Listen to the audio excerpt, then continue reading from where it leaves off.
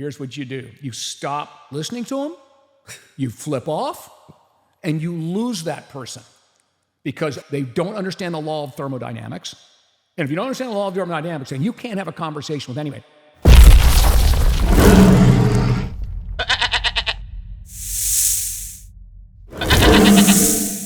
All right, let's get started. Episode 1 here of Sup Beast. I guess it makes the most sense here to start from the beginning and talk about macronutrients. I'm your host, Neal Spruce, co-host here and expert, Neal Spruce. And yeah, let's just get it started with what are macronutrients? Macronutrients are the larger molecules that we consume. And we generally think of them in threes, protein, fats, and carbs, in our foods. And then I always think 4 because of water, obviously, which is the most plentiful thing that we ingest of everything that we take in. But yeah, those are the protein, fats, carbs, water. You can think of that. All right. What is their calorie profiles like? Well, let's start with carbs. Carbohydrates, they yield 4 calories per gram. Protein yields 4 calories per gram. And fats yield approximately 9. Every carbohydrate, there's many different ones. And every protein, of course, there's tons of proteins. They all yield a little bit different calories, but that's close enough. 4 protein carbs, and 9 is a good number for fats. I just want to rewind a little bit, actually.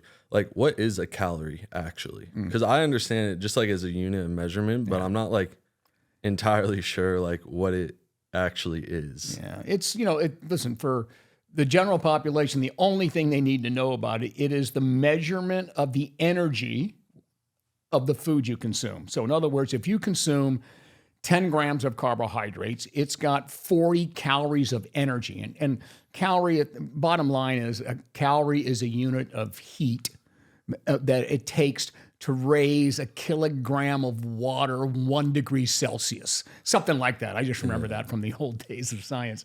Anybody can look that up, I'm sure. And there's large calories and small calories. But simply defined, it is how much energy is in the food that you consume. And if you use that energy, then great. If you don't, you store it someplace. Yeah, and I think that's kind of why I just washed it out of my brain and just used it as the 1 gram per kilogram. Just a simple measurement in my head. It is what it is. That's what it is. Because when you explain that, my brain just goes to mush. Yeah, but you get it then when you explain it as a unit of energy that you're consuming, because your body uses so much energy a day. Yeah. So that's why we measure it in calories. So if you eat more calories than you burn, you're going to store it. Yeah. Eat less, and it's going to take it. Yeah, I kind of explain it that way to my friends and stuff, but when you I never knew the scientific and forget about it. That's what I did. You were saying about the different types of carbs, fats, and all that. So I guess we should just start getting into that. And we'll start with carbs and we'll end with protein. So we'll do carbs, fats, protein. So I know there's simple and complex carbs, but and again, that's probably all that's really important. And the simple ones are the ones that you ingest and they get burned quickly, release the energy quickly. The complex ones, and I'll describe them in a little bit, takes longer to digest and you release the energy slowly. Okay, that goes going into the body.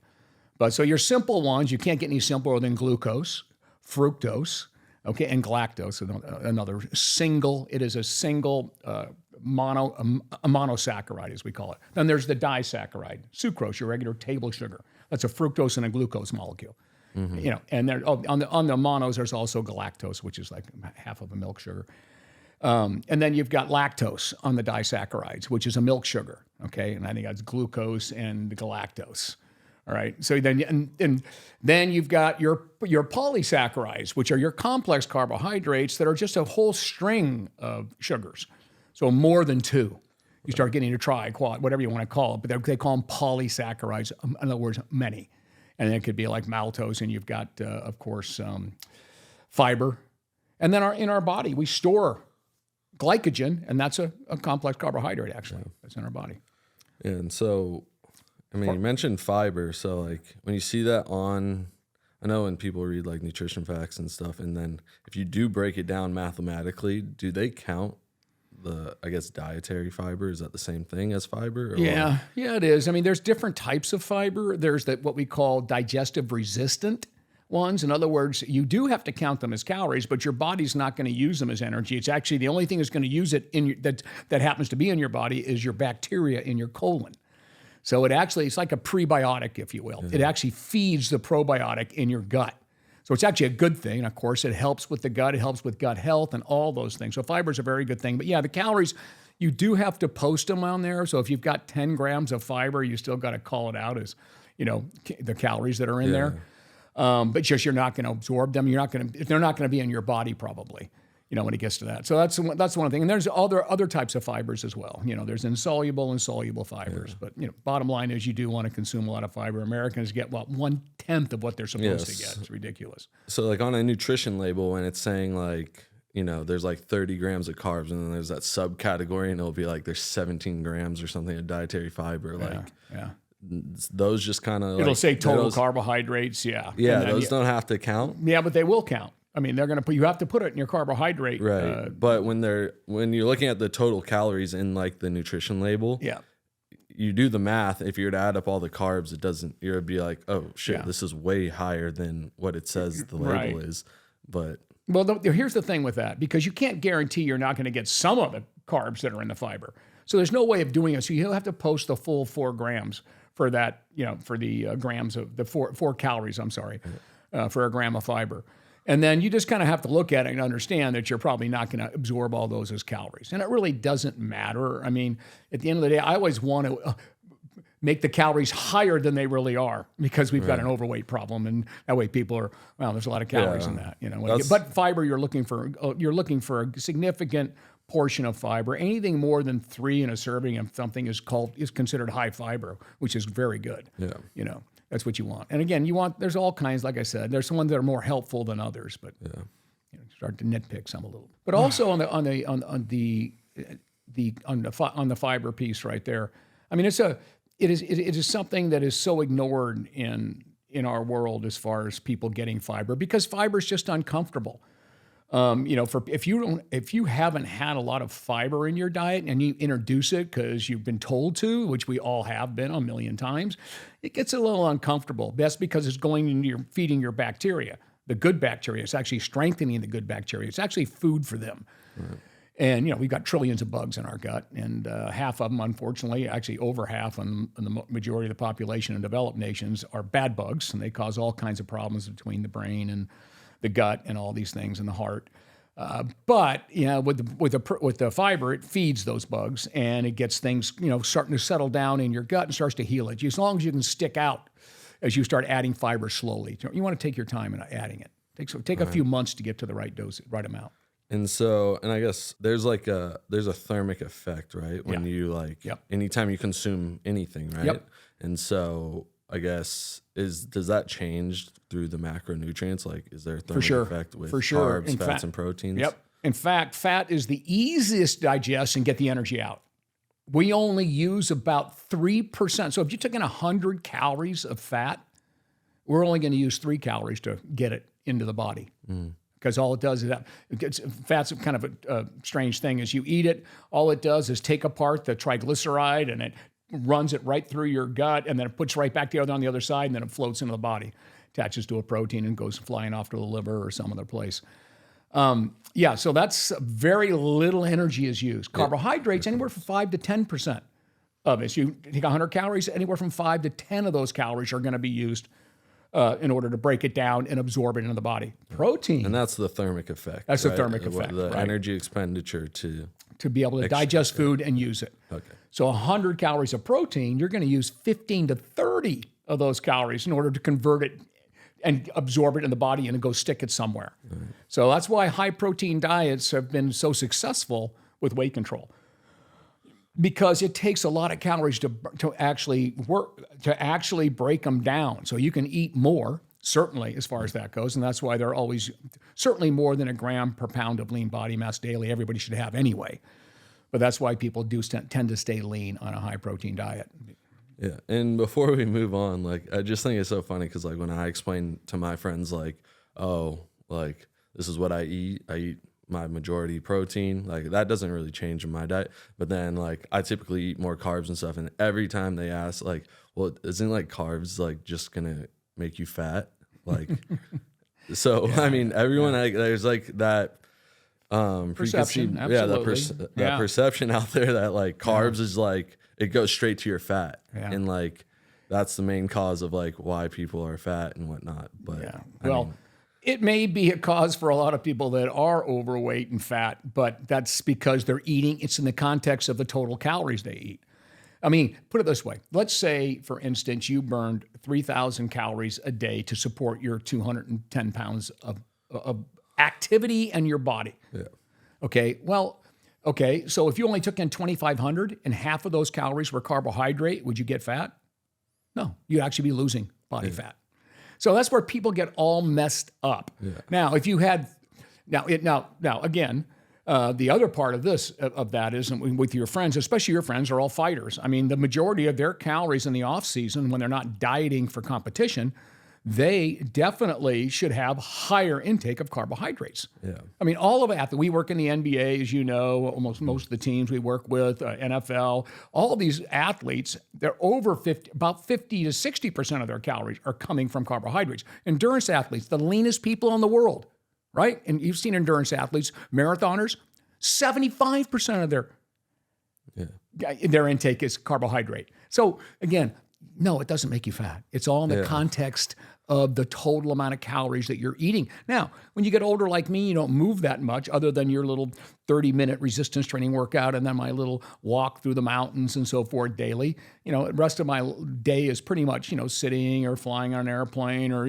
working, from a desk. I don't need that many carbs anymore. But when I was an athlete, made a living with my body, 50%, except when you're dieting. When you're dieting for competition, then of course the carbs are the first thing you eliminate. And that's kind of how it got to the psyche of people thinking that that's it. You get those because your body can use protein for energy. Yeah. And where carbs can only go one way, strictly energy. So when you start to release those and now your protein starts going up, because that's what happens. Your carbs go down as you're dieting and your protein needs to go up because you're going to lose lean body mass if it doesn't go up. But then the body at least has a choice. You can use protein for energy, or it can use it to build or maintain lean body mass during the dieting. With carbs, it doesn't have a choice. So that's always going to be your first choice when you're dieting. Carbs go first, unless you have a high-fat diet. Then you can start with the fats if you wanted to. But then fats are going to be next, and, protein just keeps going up while you're dieting. So that's how it gets the reputation of carbs are bad. Yeah, no, the perception is just crazy these days. Like, and on that note, I should remind everybody here, when we talk about carbs, when you eliminate carbs, you're eliminating good carbs. Don't forget, we didn't separate the two, right? Good carbs and bad carbs. Bad carbs, come on, you all know what it is, okay? Like a I don't want to brands names like Coca-Cola, right? If it's not a Diet Coke, then it's all sugar. So that's not a good carb. You want to compare that to an apple? Maybe they're the same calories. Which one's better for you? Well, come on. It doesn't take a brain surgeon to figure that out. Yeah. So fruit, is even though it might have simple carbs in there, fructose, but it's got the fiber with it. It's got all those other good things, and it has all kinds of other great nutrition. Where a Coca-Cola or a soda, I should say, a regular sugar soda has nothing in it except sugar. Okay. So again, you're not getting any with those. We call them empty calories. Yeah. But on the other side, if you like whole grain pasta, whole grain breads, I mean whole grains. I'm not talking about the phony ones that says from whole grains, which is a ruse. Okay, but whole grain stuff like that, you don't want to eliminate those things completely because they've got some really good value inside there. And as far as it also helps with appetite because it's got the fiber and then it's got different vitamins and minerals in it. Oh, now when you're eating regular white rice or you're eating white pasta, those things are, they've taken all of the fibers and everything out of there to make it nice and easy, and you like the taste a little bit better. And by the way, if you're an athlete, our pregame meals that we make for athletes, it is refined because you don't want the fiber in the gut because that holds the food in there too long. Yeah, that can be a disaster. Yeah, it would be, yeah. So there's some complex advice for everybody out there on complex carbohydrates. Don't ignore them. They don't make you fat. It's the calories that make you fat. And don't let anybody, and by the way, anybody that tells you it's not the calories, here's what you do. You stop listening to them, you flip off, and you lose that person. Because all they're doing, they're either don't get it, okay? They don't understand the law of thermodynamics. And if you don't understand the law of thermodynamics, then you can't have a conversation with anybody. Now, I'm not saying that 2,000 calories of French fries is equal to 2,000 calories of chicken and broccoli. No one's saying that. Yeah. But it is the total calories you burn versus the total calories you intake is the body composition change that happens daily, hourly, weekly, period. And don't let anybody tell you anything else. I don't care if they've got 17 PhDs behind their name. They are full of shit. Simple. Yeah. I mean, and then you also, just for everyone out there, it's so funny because like you mentioned like Coca-Cola, like normal soda versus diet. Yeah. You'd be surprised how many people think that a diet soda is bad for you strictly off of the calories. I'm not going to argue if it like water's healthier for you or than a diet soda or whatever. The water's healthier, I'm sure. But people really think like when we're out like drinking or something, like, oh, you're doing a Jack and diet, like isn't that like really bad for you? You're adding sugar to your alcohol. It's like there's no calories. Just look at this as like sparkling water or something that I'm adding to the drink. It's not anything like, it's so mind-boggling. Like the myth of artificial sweeteners being we don't need to get into all that for this one. That's a whole nother thing. I just wanted to say for sure that, you know, a Diet Coke's 10 times better than a regular one. Yeah, a diet soda I don't care has who you are. No, but it has 0 calories. Right, 0 calories. Think of it as you are drinking water. Exactly. You know? Yeah. In the sense of calorie intake. For now. Yeah. That's all. Yeah. Okay. For sure. And I think with that, we can move on here to the fats portion, then we'll get to the protein. So the fats, as you're saying, they have roughly 9 calories per gram. And the thermic effect is 3%. 3 to 5%. Yeah. All right. There. And then 0 to 3, actually, sometimes. I mean, very little. Yeah. Should we touch on, I guess, the types of fats that are out there? And does that like alter anything with like calories or like how it's being processed in your body? Like I know there's like monosaturated. Well, I guess we can start with the top, right? There's monosaturated fats, there's polyunsaturated fats, there's monounsaturated fats, and then there's saturated fats. Monounsaturated fats would be like in your seeds and your nuts and things like that. And they're good for you. Olive oil. Yeah, like what are I guess let's distinguish what the healthy ones are and the unhealthy. Basically, as a rule of thumb, let's go back to the simple complex carbohydrates. Complex carbs are good. Simple carbs are generally not, unless it's a fruit with fiber, which now it's complex. So in fats, it's basically polyunsaturated. And the best of the polyunsaturated are what we call long-chain polyunsaturated fats, which are omega-3s, which you find in marine sources. Now, there is an ALA and alpha-linoleic acid, which is an essential fatty acid from a plant that can be converted to omega-3s, but very little conversion, very little. That's why, marine omega-3s are such a hot topic today. I mean, everyone in the world is selling it. It's one of the top selling supplements in the world, globally, because the omega-3s have all types of health benefits. So that's, and there's an omega-3 that's an essential fatty acid. You have to have it, but you can get it from plant. Okay, that's why they call it ALA as the essential. They don't call marine omega-3s essential because you can make them, but it's the way downstream from the alpha-linoleic acid. You can make it from that. The problem is it's very bad conversion. That's why we find that people that have the high servings of fish or take supplements have a much better health overall from that. Saturated fats are the ones that are hard at room temperature, if you will. So on your meats, your chicken skin, these are all bad. Butter, those type of things. And then you've also got, and your polyunsaturates we just talked about, right? Mm-hmm. Okay, you got those. And those are the ones you probably want. They're from like vegetable oil, those type of things. So it's liquid at room temperature, generally. So that's your basic rule of thumb. Unsaturated are better than And when you say saturated. vegetable oil, what is, that's not like canola and... Yeah, canola oil would be it's a plant, so you got, you do have that from like, I think it's from rapeseed or something like that, whatever, it's a seed oil. Seed, yeah. I mean, people like right now on the internet, it's going nuts. That's like that's another myth that Okay, well, let me put it to you this way: when it comes to like seed oil stuff, and whether it be canola or anything, if you use oil the way you're supposed to use it, all right, like a little teaspoon, and you use it for cooking or something. There's no way in the world any seed oil in the world is going to have any impact on your body. That if you're going to drink a quart of it, yeah, you probably want to drink omega-3 fatty acids from fish more than you'd want the other one. It's like chocolate. Even chocolate is good for you. It's got great polyphenols in it. It's got some really cool stuff in it. Some really good, strong antioxidants in it. So you usually do those studies. Yeah, people that eat a little bit of chocolate, they're healthier. Cocos, all this. Well, yeah, but not a whole box of See's candy. Yeah. So it is. All this stuff is these people on the internet, unfortunately. Listen, I couldn't live without the internet. I love the internet. No, it's great for everything, especially in the science world when you have to look up stuff.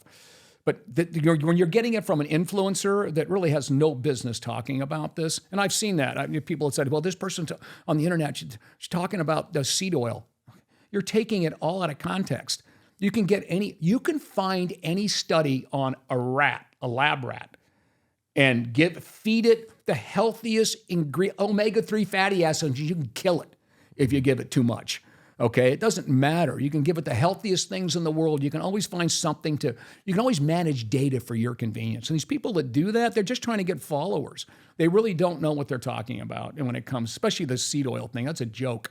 And again, the bottom line is that if you use it properly, if you look it up, generally in science, we all agree that the polyunsaturated they can actually be good for you. And of course, very good for you on the omega-3 side, the long chain polyunsaturated. Right. Saturated ones, we know, raise your cholesterol.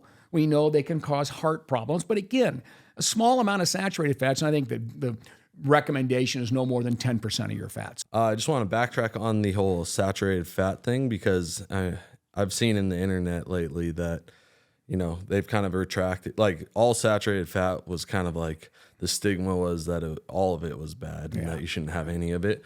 But now they've like backtracked, and when we're talking about the average like healthy individual, right? Like we're not talking about somebody that should be, on a certain diet plan or whatever. Yes. The average healthy individual, they're saying now that it's like actually the consumption of some saturated fats is beneficial and actually healthy for you. Yeah. I mean, a little bit of everything has benefits. Right. And I think it's one of the saturated fats, there's a stearic acid.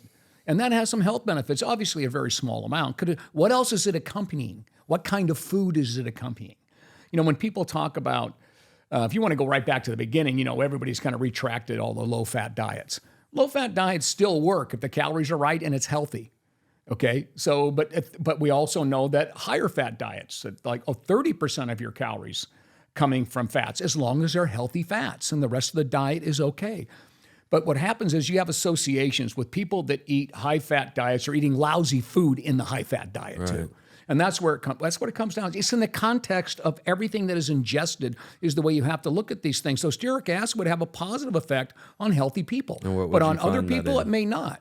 What's that? What would you find that in? You find it in any saturated fat, like even on your red meat fats. In red meat, the fat in there, and then you'd also find it in probably a little bit in chicken skin. I mean, listen, I'm not advocating for people to eat fat on the outside of a red meat or even chicken skins, but I'm just saying you can find it in any solid fat. So red meat is like saturated fat. Saturated fat.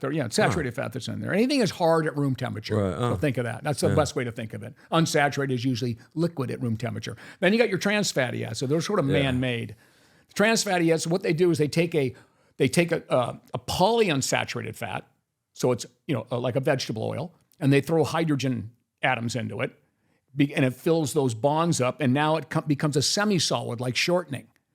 So you see some butters and shortenings that are now from a polyunsaturated, so they're not really a saturated fat, it's a trans fat, but they've been pretty much banned. You don't see them in foods anymore, any of those things, because it looked like they was contributing, but here's another sort of story. I always call them stories. It contributed to health problems, high bad cholesterol, lowered good cholesterol, the trans fats. But it's because people are eating like 3 buckets of French fries a day. Right. I mean, come on. I mean, it's the foods that they're eating. A little bit of trans fat didn't hurt anybody. And by the way, it's natural in ruminants. You look at cows, trans fats are actually formed inside the cow, and you eat those. So people kind of missed all that. And again, I'm not advocating trans fats. They're gone. It makes it easier because we've got a population that doesn't eat healthy. So therefore, trans fats making them worse. So by getting rid of the trans fats, as the FDA has done now, okay, then that helps all these unhealthy people get maybe a little bit healthier because they can't find stuff with trans fats anymore. But yeah, fats are an unusual thing. I mean, it's first of all, we can't live without it. There's too essential, as we talked about. Right. And you have to have those, and you can have it up to 30% of your diet. It really what makes you feel good, as long as they're the healthier fats, like we just talked about. Yeah. The polyunsaturated, so nothing wrong with seed fat. You're not eating a bunch of it, right? But people eat seeds for health, and the fat's in there. All you do is press the fat out. I guess what they say is that when they process seed oil, they burn it to a point where it's like. You got to everything you eat is processed. Right. Here's an orange, right? Go out here in our orchard, pick an orange. Once you peel it, you just processed it. So ultra processing is, is what we tend to talk about. And again, getting the oil out of it, you're not taking any toxicity, and you're getting more toxic chemicals from, let's say, 1 tablespoon of a canola oil a day. And I mean, why would you have any more than that? I can't imagine. Or even when you see them in a nutrition bar or something, it's such a minute amount. You get more toxicity from going outside and breathing the air than you will ever get from a couple tablespoons of seed oil, no matter what it is. I mean, it's like people worry about the worst, dumbest things. It's because it's content. And this content, it survives, and people are just interested. Yeah. Oh, did you hear this? And then your neighbor said, did you hear this one? That this stuff is bad for you now. You're having a Diet Coke. Come on, I heard that's bad for you. Oh, how about coffee, caffeine? Isn't that terrible for you? It's exactly the opposite. Yeah, it's just like fear mongering and striking a chord with people and trying to. They're looking for content. They're looking for content. Yeah. So, moderation is the key to all of life when it comes to things you put in your body. It's like when you're a healthier person. Right. Obviously, when you're too far one way or the other, you're gonna have to cut back and scale it down. And over 70% of our population has gone too far with food. Yes. Good or bad, they've gone too far with food. Right. No question about that. But listen, if you're looking for good fats, try to get the omega-3s from fish. If you can't, supplement.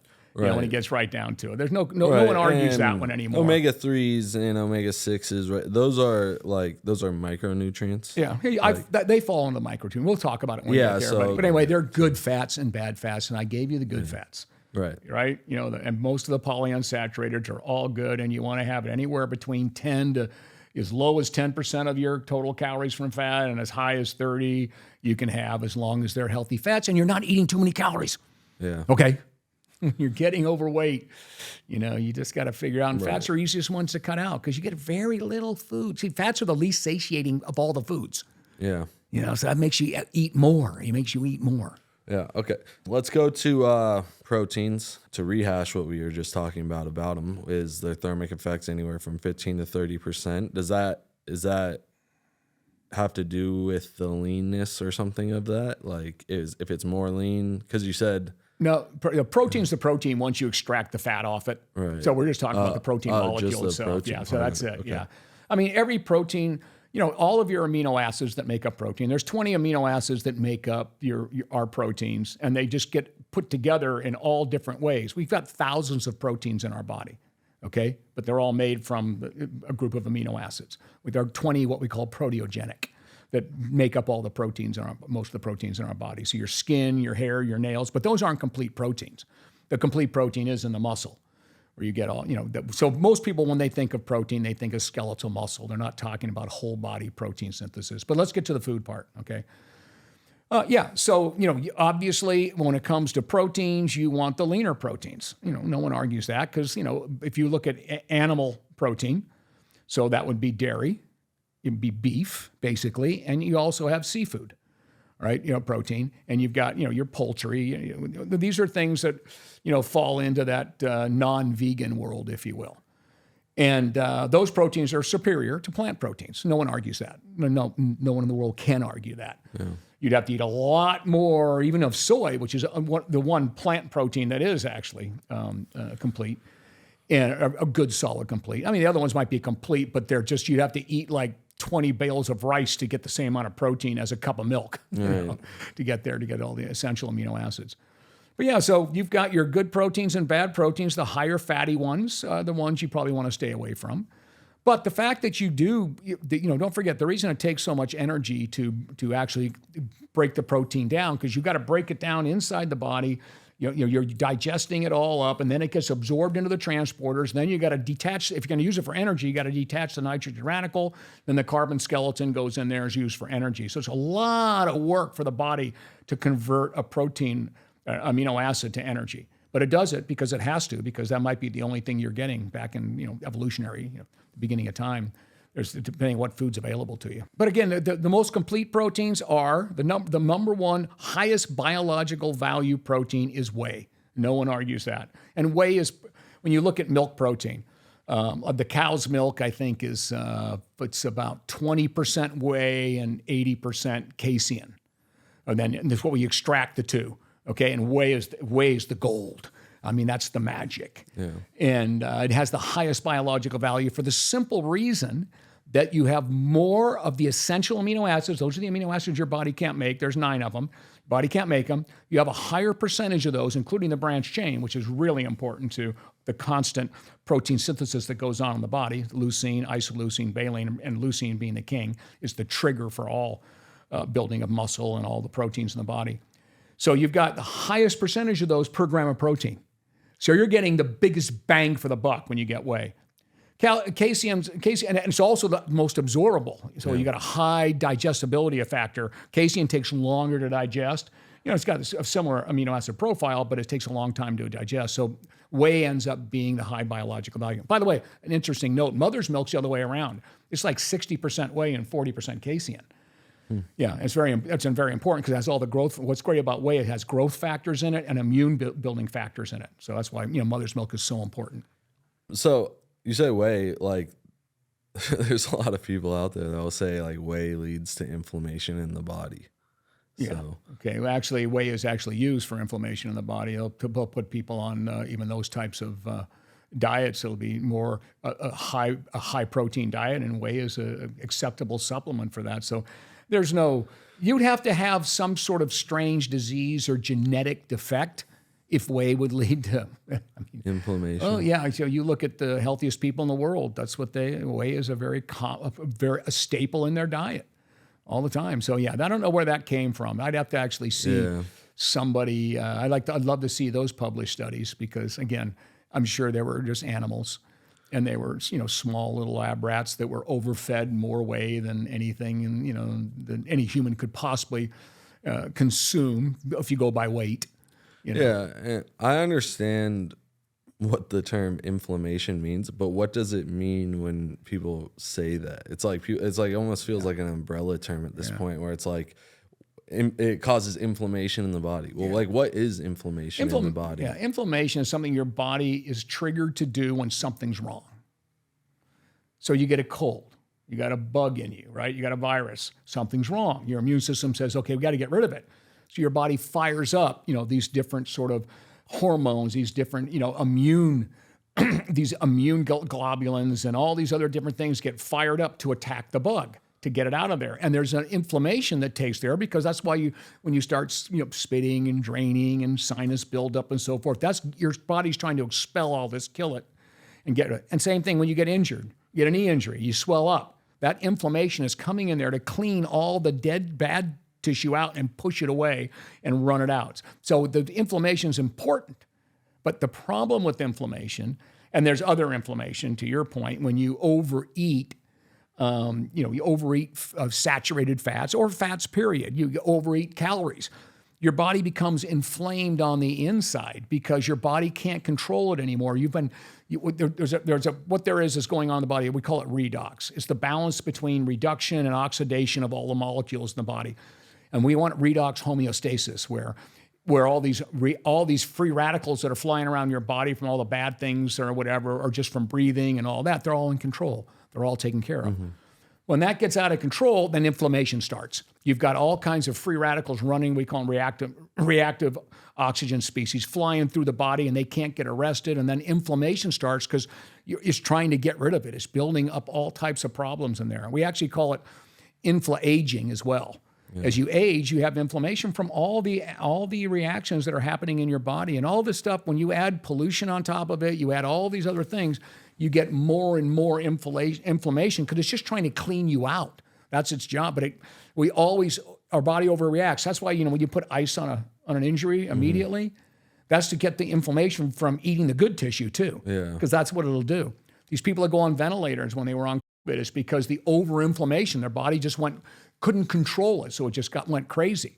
That's what, like omega-3s, since we were talking about that, they're what we call resolvers. They actually control the inflammation. That's why it's so important to have the right amount of omega-3s and other things too. All your antioxidants, like even vitamin C, vitamin E, all these things help control inflammation. Glutathione, which is sort of the master antioxidant in the body. These are all made from minerals and your foods and so forth. And they're arresting all these free radicals that would normally lead, if they get out of control, they're going to lead to this inflammation in the body because you've got bad things going on that you can't control. And we think that's a huge part of aging is inflammation. All right. Well, yeah. It's just so much stuff out there that there is. And you can go down the rabbit hole of each one of them all the way around. But since, if we're talking about the macronutrients, I mean, if you want to summarize, everything as far as that goes, and if you're Mr. and Mrs. Jones at home, you want to take care of your family. Let's face it, you do want to keep the basic profile that is very comfortable for, let's just say, a non-athlete. We'll get to the athlete in just a second. Would be about 40% of your calories coming from good carbohydrates. 20 to 30% of your calories coming from protein. And again, I don't like the percentage thing. I'd rather have an absolute number. So you always start with protein because you can live without carbs, believe it or not. It's a miserable life, but you can live without them. Okay, you have to have a little tiny bit of fat, but the protein is obviously far and away king of the macronutrients. So you just got to make sure, and I want everyone at home to make sure they write this down: 1 gram per pound of lean body mass. And as long as you're lean, you can go body weight. But if you're overweight, you don't want to do that. So I say 1 gram per pound of lean body mass. So for instance, if you're 200 pounds and you're about 15 or 10% body fat, about 175 grams of protein divided into meals. Number one meal for protein is breakfast. People just don't do that. They might have carbs generally. Number one, you got to break the fast. That's what it's named after. Break the fast, and break the fast with protein. Immediately. Last time you ate was at 8 o'clock at night, go to bed, you get up, and if you skip breakfast, these people who do intermittent fasting by skipping breakfast, you got to screw loose. Okay, you just don't want to be doing that. I'm not knocking intermittent fasting as a great way to diet for some people, but don't miss breakfast. Pick another time period. That's one that wakes you up. Otherwise, your muscle is going to keep shrinking. I mean, no athlete ever does intermittent fasting, but there are normal people. It's a good way to diet for a lot of people because you don't have to worry about too much. Isn't that window though always there though? What's that? There's always going to be a long period of time where you're not having that protein intake in intermittent fasting. Yeah, and you can make it up somewhere. No question about that. You're going to make it up, and you're not going to make all of it up. Our body goes through these 4-hour waves, these rhythms. 4-hour waves of breaking protein down, synthesize, and okay. Is this body composition wise though? Yes, we're talking about body composition wise here too. Because let's say you ate dinner at 8 o'clock and you go to bed at 11. When's the last time you ate? No, it takes 4 hours to get your food broken down. We call the postprandial stage is right after you absorb all your food. And now it's in the body. Because don't forget, when you swallow, it's just in your gut. For anywhere from 3 to 4 hours before it all gets broken down and absorbed in the body. At that 4-hour mark, okay, right there you're going to be anabolic because all the stuff's in the body. But right after that, it's going the other way. Yeah. And it stays catabolic until you eat. You're right. Right? Because what happens if you don't eat? You die. You shrink, and die. And that's when people lose but it starts 4 hours after you ate. That's when the catabolic stage starts. And so what you want to do is, that's why the old 4-hour rule for athletes. In fact, as bodybuilders, we set our alarms I follow that. 2 a.m. Yeah. So it's a 4-hour. Whenever you're on this downside and your bodies can't get anabolic again until the protein hits. So again, that's what the 4-hour rule is. And again, that's for athletes. For non-athletes, I don't care. You can skip 8 hours and 9 hours. You'll make most of it up. Over time, you're not going to have as much protein synthesis. And it's all about, over time, the maximizing protein synthesis. So I much prefer regular calorie restriction. But I'm a fan of intermittent fasting for some people. Because they can't do it otherwise. They can't lose weight. You're not worried about looking your best. Yeah, but you're saying if every 4 hours, though, performing. Yeah, right, performing. So, but... Because, I mean, it's now it's believed that all the protein you intake, whether it's in one meal or not, gets used. Oh, maybe not for muscle building purposes, but it gets utilized in your body. Yeah, but it can only work anabolically. It can only work for building muscle, okay, for as much as the muscle can take. We call that muscle full effect. And actually that number is like 0.18 to 0.25 per meal, grams per pound per meal. So it would come out to a 175-pound guy of lean body mass. It would come out to about 35 grams of protein per meal. Your body will use it all, though. If you ate right now, if I took a sedentary person and gave him 80 grams of protein to eat it all one meal, every bit of it's going to go in the body. And it's going to be used for energy, stored as fat, depending on their total calories for the day or whatever it may be.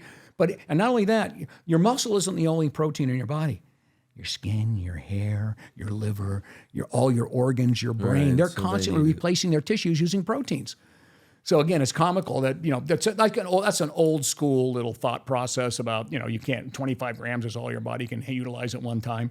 No, we call them, if you're talking about how much can skeletal muscle use all at one time, and incorporate it into muscle tissue rather than energy or anything. Then it becomes that number I gave you, 0.18 to 0.25 per gram, a gram per pound of weight. So, no, you're always going to utilize it all. It doesn't mean it's going to your muscle. Yeah. So, bottom line is the 80 is going to be used for rebuilding your liver cells, rebuilding other things, blood cells, all that kind of stuff. So when it comes to body so there is no problem with like the whole intermittent fasting and getting your protein in that way. Yeah. But if you're trying to, be jacked or whatever, then you're not going to do it. That's not the ideal. Yeah, that's not the best way to do it. Yeah. And there's studies that already show that over 9 months that there is performance is hampered in intermittent fasting because they have athletes that have they actually experimented with them and so forth. It is hampered eventually. Not in the beginning.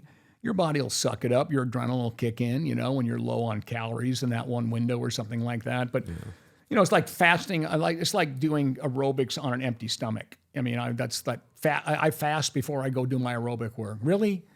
Again, it's their total calories for the day. It's not just missing a meal in the morning. You want to have all the energy you can to have a better aerobic work so you burn more calories all day. As long as the calories didn't change. You didn't add the meal. It's all figured out on the total scheme of things. And that's where people kind of get sideways. They're always looking for an edge, and then they end up just, oh, that sounds good. That makes sense, And of course, there's things that just don't. So you were saying we'll just go back to the percentages for now. You said you don't like the percentages, but just for everyone out there and they can do a little math on their own or whatever. You said it's what, 20% protein? Yeah. For a normal diet, for an average person that's trying to live a healthy lifestyle, what is that ratio? I like 50, 25, 25, 50% carb, 25 protein, 25 fat, or 40, 30, 30. 40 carbohydrate, 30% protein, and 30. But always figure the number out and then do your activity later. If you're not active, I mean, like someone like me, that I explained my activity, right? It's pretty low nowadays, other than my little workout in the morning and my bigger walk after that. So, I don't, even 40% of my calories from carb, which I do get probably around 40% of my calories, but even then I don't probably need them. It really is what, fueling your energy. And I want to eat those whole grain foods because it's good for my health too. And of course, the fruit that I eat, that's a carbohydrate. All good stuff. And then, so for somebody that's trying to lose weight, would you say it's the same? Is it the same thing, but at a lower number? I started 40, 30, 30. I just get, in other words, you wouldn't do 50% carbs. So. Now, again, if you're an athlete, you're at 60%, 50 to 60% carbs, somewhere in there. Because you're you go 2 or 3 hour workouts. Right. But I'm talking about somebody that's trying to lose weight. Yeah, I think 40, 30, 30 is a great place to start. 40% carbs, 30% protein, 30% fat right in there, making sure that that 30% includes your number of 1 gram per pound of lean body mass. Now, and again, the bottom line with percentages, the average lady in America these days burns like 1,600 calories a day. So percentages become very difficult. You can't just say 30% of your total calories. If you drop it down to 1,200 or 1,300, is going to be protein is going to have to be much higher than that. So don't use percentages except for once you establish your protein, then make carbs maybe 2 times more than fats. Just make it in there or make it even to your protein, as far as the grams. Yeah. So once you get to let's say you're 120 grams of protein, and make sure you get 120 grams of carbs. Yeah. Somewhere right in there. And if you multiply all those times 4, what do you end up with? Right there's only 1,000 calories. Yeah. And that's how I basically do and then whatever's left is fat. Like no matter what, I'm eating 200 grams of protein a day, and then the rest will fall. Everything, depending if I want to be leaner, I just drop everything else, or if I want to that's 100% get bigger, I just go. But one thing never changes: the protein. And if there was one rule out there, that's what you want. You just make your carbs be the thing that changes your body weight, depending on, of course, what your activity level is. I like to sacrifice fats. So fat's the first thing that I get rid of on anything, unless off-season bodybuilders are like a 2-to-1 carbs, because, by the way, high-protein diets tend to lower your testosterone over time. So as soon as you finish dieting, you want to get the carbs back into your body if you're an athlete. And we've learned that over the last 10 years, because people tend to stay on these high-protein. When I say high-protein diet, you can take the same amount of protein in, but get the carbs back up after you quit dieting. Yeah. That's all we're saying. You don't have to change. You don't have to drop. Keep your protein wherever you want it. Yeah, you're saying when you've dieted and brought your carbs down. The percentage of protein is so much higher than everything else you take. Yes, correct. That's a high protein diet. Right. Not you're taking 200 grams of protein. That is not a high day, protein diet. And you're eating more carbs and fats than you are protein. Yeah. That's not a high protein diet. Nope. But it's high protein if you're doing all protein and little carbs, little fat, right? Well, see, I'm glad you said that, because you're right. Everybody calls it anything above the RDA, the old-time scientists, good news, most of them are dying off now, so we don't have to listen to them anymore. But they talk about, the RDA is like 0.6 of a gram per kilogram. I mean, it's like, really? That is like 1930, 150 male sedentary human being that is still very young. Okay, so high protein diet being higher than that. Now, when you're eating a 1 gram per pound of lean body mass, someone might call that a high protein diet. To your point, it is not. Okay, it's in the context of what you're taking in. A high protein diet for weight loss you're thinking your protein's probably as high as your carbs, if not a little higher towards the end.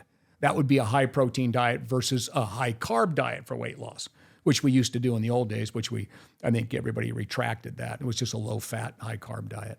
But it depends on the carbs again and the total calories. Okay, I think that pretty much summarizes, or not summarizes, but expands on the topic. And yep. You want to just leave us with a quick summary, or like a little take-home message for everybody? Take-home message, there you go. Yeah, for everyone. Let's just start with protein, since, again, that's the most important thing you should be thinking about. 1 gram per pound of lean body mass. I don't care what your age is. And by the way, the older you are, the more you need. Like me and you, right? I need more protein per pound, really, than you do, because my body's resistant to it. I'm not supposed to be here. We've cheated death and lived longer and so forth, so our body's resistant to the amino acids and so forth. So older you get, but the formula, 1 gram per pound of lean body mass, works for everybody. I don't care if you're in the womb or you're on your way to the tomb, everything in between. So that'll work, okay? And then, of course, that would go up. If you were dieting, that might go up. Okay, but get back down to it at some point when you're not dieting any longer. So there's your protein, and it should be lean meats.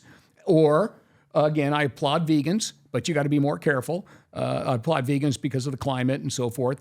I just couldn't do it, and humans are not naturally vegan. They're omnivores. We're built to be that way. But if you're an omnivore, lean meat. So there's lots of lean, like flank steaks, lean, chicken, skinless chicken, of course. And of course, and then you have some other different types of fish, almost any fish. So you got lean, you want some lean meats there. And then as far as on the vegan side, just make sure you complement your proteins properly with your plants and so forth. as far as carbohydrates go. Keep them in your diet. And it should be almost equal to your protein, maybe a little higher as far as total calories than your protein, if you can, depending if you're dieting. If you're dieting, it might be lower than your protein, depending on how much activity you do in a day. Otherwise, it should be up there. Otherwise, you're going to crave carbs. You're going to give up the diet. Oh. You're going to crave carbs. You're going to crave food you never even liked before if you cut them out of your diet. So make sure that you have some in there, okay? That also propels you. That's where you get your energy from. It's the body's first choice for energy. And you want whole grains if you can, okay, except before your workout, then maybe you take more refined grains at that particular time. That should be your biggest meal. Your biggest carb meal should be the one before your workout. Okay, now, and then again, and the carbs, the bad carbs, obviously, I don't need to tell you which ones they are. They're the ones, the ones that just don't have any nutrition in them. Yeah. Like your candies, and so forth, and and even just your regular old bagels, even as much as they get credit, depending if you get a whole wheat one or not, you're not going to get much there. Okay. And then a lot of the carbs are also packed with fats. That's what, food companies do to make sure that you stay addicted to them. All right, so that's the carb part again. And then of course, fruits. Keep your fruits in there, and that's where your fiber's coming from. Your fiber's coming from your carbs. Yeah. So high in fiber, try to get 20 to 30 grams a day of fiber, and complex carbs will bring that fiber to you, and that includes fruit, okay?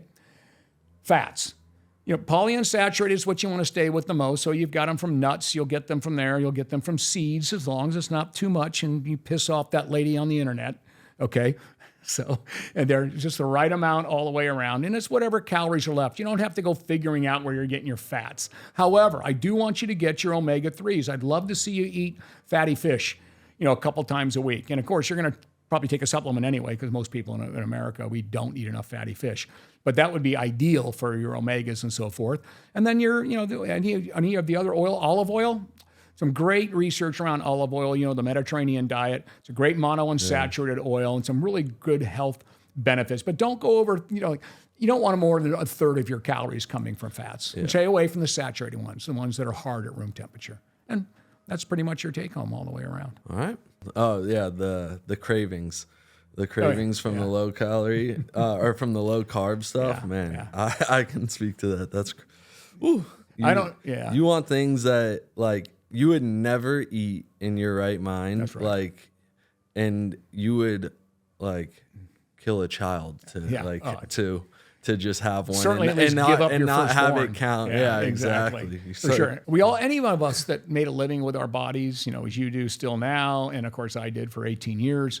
When you're dieting like that, you learn so much about the truth about dieting. Yeah. And we all have a really difficult relationship with food later in life, because of what you have to literally stare at food and starve to death so that your body, your fat all over your body is no more than it is in the back of your hand. I always tell people when I do lectures, pinch the back of your hand right now, and they'll do that. Yeah. And then I'll go, now pinch the fattest part of your body. They'll go down to their hips, their butt, or around their waist. And I go, I have to be like that before I walk on stage, where that is exactly the same as the back of my hand. That is a miserable life getting there. And you are tortured, but you're motivated to do it. And of course, right after it, it doesn't last long. No. But that's the point. Yeah, you have a tough relationship with food. Yeah. And I think that's why people get so sensitive about talking about specific diets or talking about the pitfalls of it. It's like people that have had success in a diet, it's like their religion to them, It's motivated. Yeah. I mean, you're basically, like you're saying, you get these crazy cravings. It's like almost like being a drug addict. Yeah, it's for sure. And this is the thing that saved them. And so when you say something has pros or cons to it, and all they hear is the cons, and they just feel so attacked, it's like, I mean, we get it. It's like you had a problem. This is why. Right, exactly. And, I say that to people, all the thousands of employees that I've ever had work for us, because we're in that business, we get celebrities ready for their movies. We do all of those type of things. So no one knows more about dieting than we do. Nobody. I mean, I'll argue that. I'll take anybody down arguing that one. No one knows more about it. And not only have we experienced it, but the millions and millions of people that have gone through our programs because of that, including the celebrities that we still work with today. But you learn so much about it. I would always tell the employees, what you need to do is get ready for a bodybuilding show. Don't have to compete. Pick a date and get ready for that show. What you will learn will blow your frickin' mind, because you will understand what other people go through when they're dieting to lose weight, but they're not trying to get ready for a show. They just do it. You're going to feel it, and you're going to experience it, and it will just make you that much better a coach.